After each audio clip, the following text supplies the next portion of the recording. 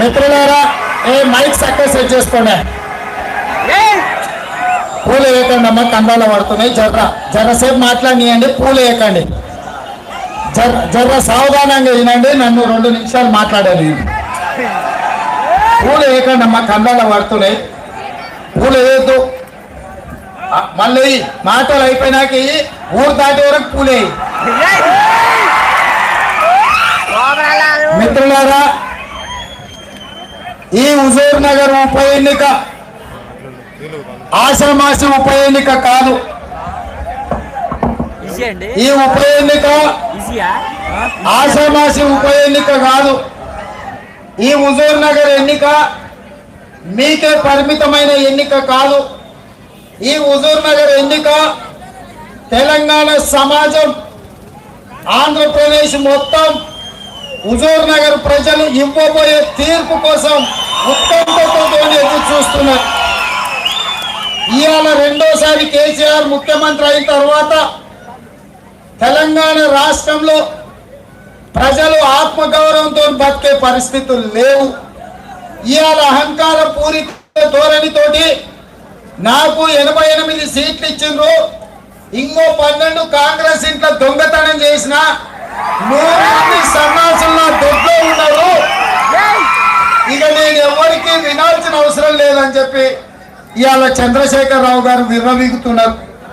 అలాంటి సందర్భంలో గత ఎన్నికలలో 57 సంవత్సరాలకు పెన్షన్ ఇస్తాని, ఇంటికో ఉద్యోగం ఇస్తాని, నియోజకవర్గానికి 1,00,000 ఎకరాలకు నీళ్లు ఇస్తాని, నిరుద్యోగులకు అందరినీ నిరుద్యోగుల వృత్తి ఇస్తాని, 1,00,000 రూపాయల రైతు రుణమాఫీ చేస్తాని, గతంలో ఇచ్చిన రుణానికి వడ్డీ మాఫీ చేస్తా అని దర్గాల మీద దస్తీలు కప్పిడు, గుళ్ళకాడు వచ్చి ఒంగి దండాలు ఇచ్చింది.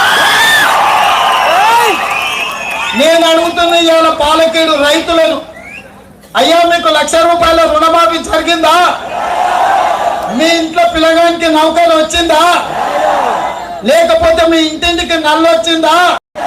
మీకు ఇందిరమ్మ ఇల్లు వచ్చిందా? డబుల్ బెడ్రూమ్ ఇల్లు వచ్చిందా? మరి ఏమి చేయకుంటే సన్నాసోడు మళ్ళెట్లా ఓట్లాడు. ఇవాళ ఉత్తమ్ కుమార్ రెడ్డి ఏం చేసిండు అని అడుగుతున్నారు వాళ్ళు వచ్చి. నేను అడుగుతున్న ఈ సన్నాసులను, ఓరి సన్నాసోడా, జాగ్రత్తలు కావచ్చు, పాలకీడు కావచ్చు, పచ్చని పంట పొలాలు ఇవాళ కనిపిస్తున్నాయంటే ఎత్తిపోతల పథకాలు తీసుకొచ్చింది ఉత్తమ్ కుమార్ రెడ్డి కాదని అడుగుతున్నా. నీ మొఖానికి ఏమన్నా 1 ఎకరాకు నీళ్ళు ఇచ్చిన వాడిని నేను అడుగుతున్నా. నీ మొఖానికి ఏ తండా కన్నా, ఏ కూడేరు కన్నా, ఏ ఊరు కన్నా తట్టని మట్టని ఓపించినవా, రోడ్డు వేపించినవా అని నేను అడుగుతున్నా. ఈ ఊర్లో బడి కట్టించిన, ఈ ఊర్లో గుడి కట్టించిన, తలపైకి ఎత్తుతే కనిపించిన నీళ్ళ ట్యాంకు కట్టించిన, ఈ ఊరికి టీఆర్ఎస్ సన్నాజోడు వచ్చే రోడ్డు వేపించిన, అది ఉత్తమ్ కుమార్ రెడ్డి వేయించింది కదా. ఇవాళ ఉత్తమ్ కుమార్ రెడ్డి ఏం చెప్పించిండు? ఉత్తమ్ కుమార్ రెడ్డి అభివృద్ధి చేస్తాడా? టీఆర్ఎస్ గెలిస్తే అభివృద్ధి జరుగుతుందని ఇవాళ చెప్తున్నారు టీఆర్ఎస్ సన్నాసోడు. నేను అడుగుతున్నా, కోదాడలో మీ ఓడే ఉన్నాడు కదా, మిర్యాలగూడలో మీ ఓడే ఉన్నాడు కదా, నాగార్జున సాగర్ లో మీ ఓడే ఉన్నాడు కదా, గా సూర్యాపేటలో మీ ఓడే ఉన్నాడు కదా, గా నకరేకల్లో అమ్ముడు పోయిన సన్నాసి మీ ఓడే ఉండు కదా, భువనగిరిలో కోడగులో మీ ఓడే ఉండు కదా, ఆలేరులో మీ ఓడే ఉండు కదా. మరి అందరు మీ ఓడే ఉండు, మొత్తం నల్గొండకి ఏమి వెలుగబెట్టినామని నేను అడుగుతున్నా. ఇవాళ ఇన్ని నియోజకవర్గాలలో చెయ్యనోడు ఇవాళ హుజూర్ నగర్ లో వచ్చి ఎలగబెడతా అంటే నమ్ముతామా? ఒక్కసారి ఆలోచన చెయ్యాలి. కూట్లే రాయి తీయలేనోడంట ఏట్ల మునిగి పెద్ద బండరాయి తీస్తుంటే మనం నమ్ముతామా? ఇవాళ మొన్న కూడా వచ్చిపోయాడు, బుడుబుడకలో లాగా మాట్లాడాడు. గాడిగా గడ్డేసి బర్రెకు పాలు విండితే వస్తాయని నేను అడుగుతున్నా. 2014 2018 2 సార్లు ఆ గాడిదకే కదా ఈ రాష్ట్ర ప్రజలు ఓటేసిండు. మరి ఆ గడిత ఏ వెలుగా పెట్టిండని నేను అడుగుతున్నా. ఇవాళ కాబట్టి మేము ఆనాడు ఉత్తమ్ కుమార్ రెడ్డి గారు మంత్రిగా ఉన్నప్పుడు 2009 2014 మీ నియోజకవర్గానికి చెయ్యని పని ఏదైనా ఉందా? ఒక్కసారి ఆలోచన చెయ్యాలి. మరి ఆయన అన్ని పనులు చేసిండు కాబట్టి 2018లో ఎమ్మెల్యే గెలిచిపించారు, 2019లో పార్లమెంటుకు పంపించారు.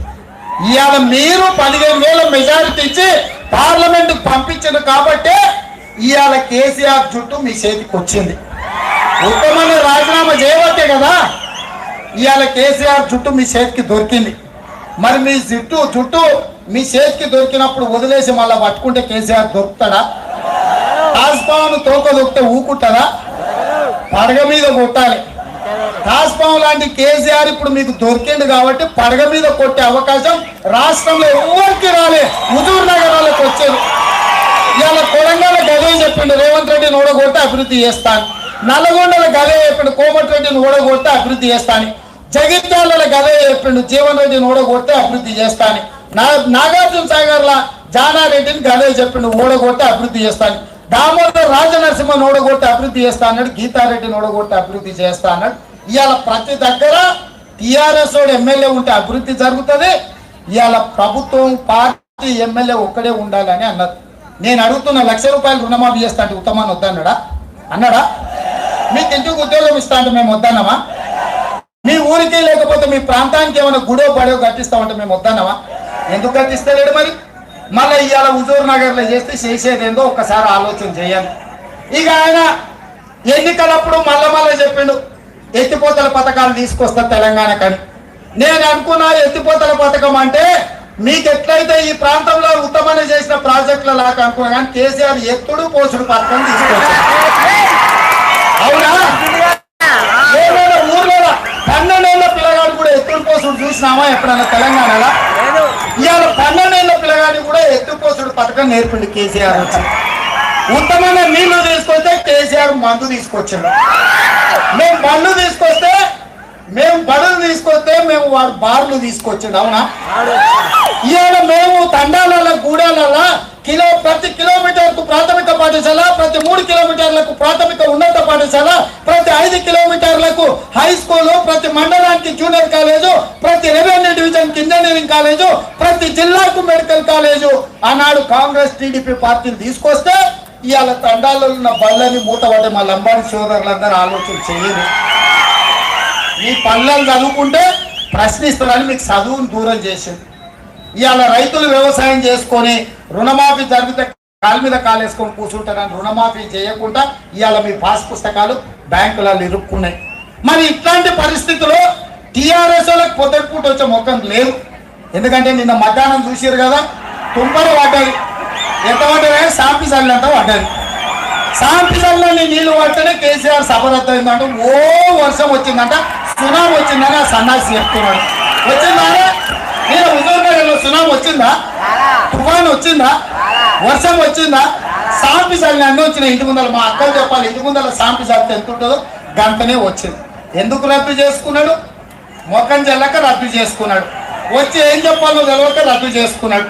మరి అట్లాంటి వాడు ఇవాళ సభ రద్దు చేసి ఆర్టీసీ కార్మికులు వస్తే వంగబెట్టి గుద్దుతారు అని చెప్పి సభ రద్దు చేసుకున్నాడు. ఇవాళ కేసీఆర్ హుజూర్ నగర్ రాగడానికి ముఖం చెల్లలేదంటే ఈ సన్నాసి సైదురెడ్డికి మీరు ఓటేస్తారా? ఒక్కసారి ఆలోచన చేయాలి. కాబట్టి సోదరులారా, మీకందరికీ నేను విజ్ఞప్తి చేసేది ఒకటే, ఇది తెలంగాణ ప్రజల యొక్క ఆత్మగౌరవం కోసం జరుగుతున్న ఎన్నిక. ఇవాళ తెలంగాణ ప్రజల ఆత్మగౌరవంతో తలెత్తుకొని ప్రజలకు ఇచ్చిన హామీలను నిలదీసి అవసరమైతే కేసీఆర్ చొక్కబట్టి అడిగే అవకాశం ఇవాళ మీ చేతుల్లో ఉంది. ఇవాళ ఈ బంగారం లాంటి అవకాశాన్ని మీరు జార విడిస్తే బూడిదెల పోసిన పన్నీర్ అవుతుంది తెలంగాణ అని చెప్పి నేను ఈ సందర్భంగా తెలియజేస్తున్నాను. మిత్రులారా, వస్తారు వాళ్ళు, చీకటి పడ్డానికి వస్తారు, గోడెంబడి సాటుగా నీడలెంబడి వస్తారు, ఇస్తారు, పోస్తారు. ఇచ్చింది తీసుకోండి, పోసింది తీసుకోండి, వచ్చిన కీసలు ఎక్కుండ్రి, అందులోనే కూడా తీసుకోండి, అంగిలాంచిన కొత్త ఉంటే అది కూడా ఇడిపించుకోండి, తూర్పుకు మల్లమైన అడుగుని ఒక్కటి వెనుకంగా పెంచి ఆ తర్వాత మాత్రం 21 తారీఖు నాడు చేతి గుర్తు మీద ఒక గుద్దు చేతి గుర్తు మీద మీరు వస్తే బట్టలు కేసీఆర్ గుండెల్లో మోగాలి. ఇవాళ కేసీఆర్ నేను ఒక్కటే అడుగుతున్నా, ఆర్టీసీ కార్మికులు మన బిడ్డలు కాదా? మన తెలంగాణ వాళ్ళు కాదా? డ్రైవర్లు కండక్టర్లు మనోళ్ళే కదా? మన శ్రీనివాస్ రెడ్డి చచ్చిపోయి, సురేందర్ గౌడ్ చచ్చిపోయి, 10 మంది ఆర్టీసీ కార్మికులు చచ్చిపోతే ఒక్కనైనా పలకరించిందా కేసీఆర్? అంటే తెలంగాణ బిడ్డలు చచ్చిపోతే కూడా కనికరం లేదా? నేను చర్చలే చేయను పో అంటాడు. మరి చర్చలు చేయని సన్నాసుడ ముఖ్యమంత్రి పదవి నీకెందుకని నేను అడుగుతున్నా. నీకెందుకు? నిన్ను గెలిపించింది ఎందుకు? తెలంగాణలో ఎవరికి ఏ కష్టం వచ్చినా ఏ నష్టం వచ్చినా కాలికి ముళ్ళు గుచ్చుకుంటే పంటితో తీస్తా. ధర్నాలు ఉండవు, ఆందోళనలు ఉండవు, రాష్ట్రాలు ఉండవు, బంధువులు ఉండవు. మీ ఇంటికాడికి వచ్చే మిమ్మల్ని అడిగి మీకు అవసరమైన మందిస్తా అని చెప్పిన సన్నాసుడ ఇవాళ చచ్చిపోతుంటే, సమాధులకు పోతుంటే 50,000 కార్మికులు దసరా పండుగ చేసుకోకుండా ఉపాసం పట్టుకుంటే కనీసం పలకరించడానికి కూడా ఈ ప్రభుత్వానికి మనసు రాలేదంటే ఇంతకంటే కషాయోడు ఎవడన్నా ఉంటాడా? ఒక్కసారి ఆలోచన చెయ్యండి. మరి ఇలాంటి కషాయాన్ని మీరు నమ్మి ఒకవేళ మోసపోతే తప్పు మీదైతుందా కేసీఆర్ అవుతుందా? ఒక్కసారి ఆలోచన చేయండి. కాబట్టి ఇవాళ సోదరులారా, తెలంగాణ సమాజం అంతా మీ వైపు చూస్తుంది. గుణపాఠం చెప్పి చుట్టూ పెట్టి 100 పెట్టి గుద్ది కేసీఆర్ ను పంట పెట్టే అవకాశం ఇవాళ హుజూర్ నగర్ ప్రజలకు, హుజూర్ నగర్ యువకులకు, హుజూర్ నగర్ ఆడబిడ్డల చేతుల్లో ఉంది. మీ చేతుల్లో ఉన్న ఆయుధాన్ని వదిలేసి, సంకలో ఉన్న పిల్లను వదిలేసి గాల్లో ఎత్తుకుంటారా? మీరు ఒక్కసారి ఆలోచన చెయ్యండి. కాబట్టి ఇవాళ సందు దొరికింది, సందు చూసి మందు పెట్టుంది కేసీఆర్ కన్నా నేను చెప్పదలుచుకున్నా. ఇవాళ కర్రు కాల్చి వాత పెడితే తాతలు ముత్తాతలు గుర్తు రావాలి కేసీఆర్ కు. తెలంగాణ ప్రజలు మోసం చేస్తే కర్రు కాల్చి ఎక్కడ పెట్టాలో అక్కడ పెడతారు హుజూర్ నగర్ ప్రజలు అని చెప్పి కేసీఆర్ కు తెలవాల్సిన అవసరం ఉన్నది. కాబట్టి సోదరులారా, మీరందరూ ఇక్కడికి వచ్చిన వాళ్ళే కాదు, గ్రామాన ప్రతి తండా కోండి, ప్రతి ఇంటి కోండి, ప్రతి తలుపు తట్టండి, ప్రతి గుండెని తట్టండి, ప్రతి అమ్మని అడగండి, ప్రతి అక్కని అడగండి, ప్రతి తమ్ముడికి చెప్పండి. ఇప్పుడు ఇది తెలంగాణ ప్రజల యొక్క ఆత్మగౌరవ పోరాటం. ఈ తెలంగాణ ప్రజల ఆత్మగౌరవ పోరాటంలో కాంగ్రెస్ పార్టీకి అండగా నిలబడదామని చెప్పుకోండి. ఇవాళ మా తెలుగుదేశం పార్టీ కుటుంబ సభ్యులకు నేను చెప్తున్నా, సోదరులారా, ఓటేసుకుంటే నష్టపోతాం. ఇవాళ తెలుగుదేశం కానీ బీజేపీ కానీ, మరీ ముఖ్యంగా మా కమ్యూనిస్టు సోదరు, ఒకనాడు నిజాం నవాబుల నుంచి తెలంగాణకు విముక్తి కలిగించిన సాయుధ రైతాంగం పోరాటం చేసిన కమ్యూనిటీ సోదరులారా, చేవ కోల్పోకండి. ఈ రోజుగా ఎవరి పాటున ఉంటే తెలంగాణ సమాజాన్ని సర్వనాశనం చేసి తన కాళ్ళ కింద నలిపి నీ బాధ్యతని మళ్ళీ తెలంగాణలో పాత రోజులు వచ్చే పరిస్థితులు ఉన్నాయి. కమ్యూనిస్టు సోదరులారా, మీ పోరాటాలతోని ఆనాడు తెలంగాణకు విముక్తి జరిగింది. ఇవాళ తిరిగి నిజాం నవాబు రజాకర్ల లాంటి రాజ్యం కేసీఆర్ పాలనలో వస్తుంటే మీరు అక్కడిక్కడ చూస్తే ఇవాళ తెలంగాణ సమాజానికి తీరని నష్టం జరుగుతుందని చెప్పి కమ్యూనిస్టు మిత్రులకు నేను విజ్ఞప్తి చేస్తున్నా. ఇవాళ తెలుగుదేశం పార్టీ ఒక పక్కన మా సోదరులు ఇక్కడనే ఉండంటే, సోదరులారా, మీ మీ మీ చెమట, మీ రక్తం, మీ ప్రాణాలను పెట్టి తెలంగాణ సాయుధ రైతాంగ పోరాటానికి సైదంగా ఊదిరు.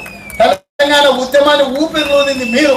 ఇవాళ ఈ తెలంగాణకు కష్టం వచ్చింది, తెలంగాణ ప్రజలకు నష్టం వస్తుంది. ఇవాళ సరైన మంచి నిర్ణయం తీసుకోండి సోదరులారా. ఇవాళ ఈ ఒక్క సీటుతో కేసీఆర్ కొరిగేది ఏం లేదు. 100 మంది బానిసలు 101 కూడా ఇస్తాడు, అంతే కదా. ఈయన కుట్టుబడతారా?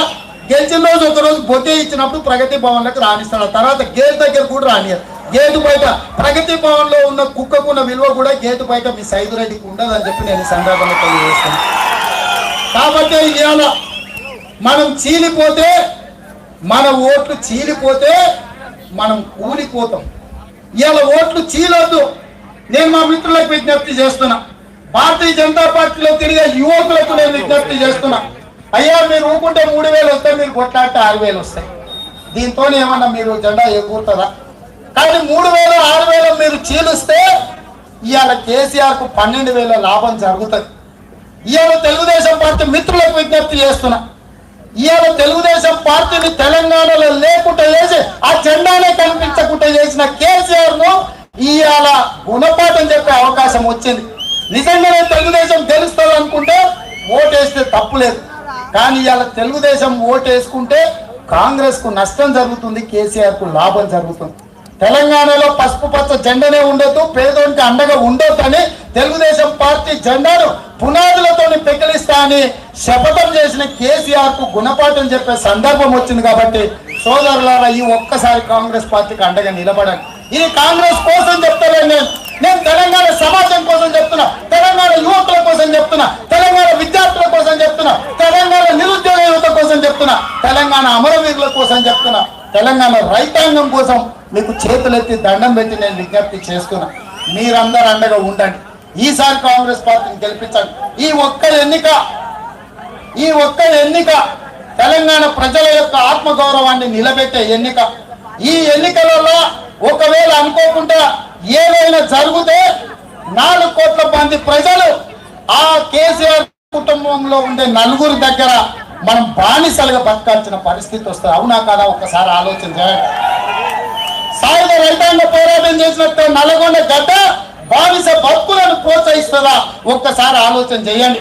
ఇవాళ తెలంగాణ ప్రజలకు బానిస బతుకుల నుంచి విముక్తి కలగడానికి మీకు అవకాశం వచ్చింది. మీ చేతిలో ఆయుధం ఉంది. ఒక్క పోటు పొడవండి, కేసీఆర్ కుత్తిక దిగాలని చెప్తున్నా. టిఆర్ఎస్ పార్టీ గుండెల్లో గుణపం దిగాలి. ఆ అవకాశం హుజూర్ నగర్ ప్రజలకు వచ్చింది. చాలా గ్రామాలలో సార్ మాకు ఒక అవకాశం ఉండేది సార్ అని సంగతి చెప్తుంటున్నాను అని అంటారు. వచ్చేటప్పుడు నల్గొండ జిల్లా మొదలుపెట్టినప్పటి నుంచి రంగారెడ్డి హయత్ నగర్ నుంచి రోడ్డెంబటి చాలా మంది ప్రజలు కారు చూసి వచ్చి సార్ మా దగ్గర ఉండేది సార్ ఉప ఎన్నిక సంగతి చెప్పేటోళ్ళము అంటారు. వాళ్ళందరూ వాళ్ళకి అవకాశం లేదని బాధపడుతుంది. మరి మీకు అవకాశం వచ్చినప్పుడు మీరు ఏం చేస్తారో ఒక్కసారి ఆలోచన చేసి నిర్ణయం తీసుకోవాల్సిందిగా కోరుకుంటూ, వాడు వస్తాడు సొమ్మంతా మనదే, మన సొమ్మే మెక్కిండు. 3 అడుగులోడు వస్తాడు, 6 అడుగులోడు వస్తాడు, పేడమూతోడు వస్తాడు, కోడిమూతోడు వస్తాడు, రకరకాల వాళ్ళు వస్తారు. ఎవడు వచ్చినా ఏమి ఇచ్చినా తీసుకోండి, అది మన సొమ్మే. ఇంకేమైనా తక్కువైతే అంగిలాలు గట్టిగా ఉంటే అది కూడా ఇప్పించుకోండి అని చెప్పి తెలియజేస్తూ, చేస్తారా పని చేస్తే వాళ్ళందరూ కూడా సై పైకెత్తాలి. జై కాంగ్రెస్, జై జై కాంగ్రెస్. హస్తం గుర్తుకే, హస్తం గుర్తుకే. ఉత్తమ్ కుమార్ రెడ్డి గారి నాయకత్వం, ఉత్తమ్ కుమార్ రెడ్డి గారి నాయకత్వం. ధన్యవాదాలు మిత్రులారా. పాలకీడు మండలం మీద నాకు సంపూర్ణమైన నమ్మకం వచ్చింది. మీరు ఇచ్చే మెజారిటీని బట్టి మళ్ళీ మీ మండలంలో ఏ ఊరికి రావాలో అప్పుడు నిర్ణయం చేస్తా. మెజారిటీ వచ్చిన ప్రతి ఊరికి వచ్చి మీకు దండం పెట్టిపోతా. ఏ ఊరు మెజారిటీ ఇస్తే మీరు డిసైడ్ చేసుకొని చెప్పు. చాలా మంది యువకులు సెల్ఫీలు దిగాలనుకుంటారు. ఏ గ్రామంలో మెజారిటీ తెస్తే ఆ గ్రామంలో ఉన్న ప్రతి యువకులతో సెల్ఫీ దిగుతా. ఇదే పర్పస్. ఆ యువ మిత్రులు అందరికీ నేను ఒక్కటే మాట చెప్పదలుచుకున్నా. ఈ 2 రోజులు ఒక్కరితో కూడా సెల్ఫీ దిగారు.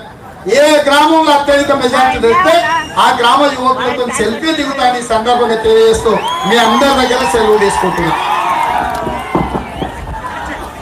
హస్తం గుర్తుకే, హస్తం గుర్తుకే, హస్తం